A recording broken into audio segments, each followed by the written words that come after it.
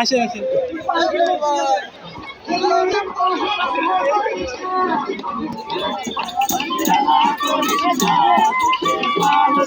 যারা জাতির গতকালকে প্রতিবাদ জানাচ্ছে সেই দৃষ্টিকোণ থেকে আমাদেরও একটা প্রতিবাদ আমরা করেছি ওদের সঙ্গে সকলের সহযোগিতা সকলের উপস্থিতিতে।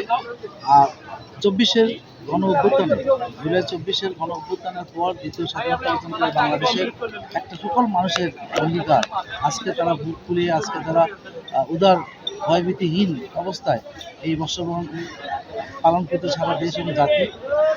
আশা করি যে বিষয়টা সবচেয়ে গুরুত্বপূর্ণ, তারপরেও একটা অনাকাঙ্ক্ষিত কিন্তু ঘটনা গত পরশুদিন ঢাকা বিশ্ববিদ্যালয়ের চারুকলা ইনস্টিটিউট হয়েছে, সেটাও শনাক্ত হয়েছে।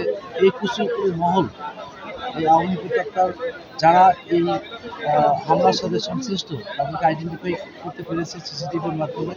আমরা আশা করি বাংলাদেশের কোনো জায়গায় সবাই এখন সচেতন থাকবে যাতে এই ধরনের অনিষ্টকারী তাদেরকে সবাইকে প্রতিহত করবে একসাথে একজোট হয়ে।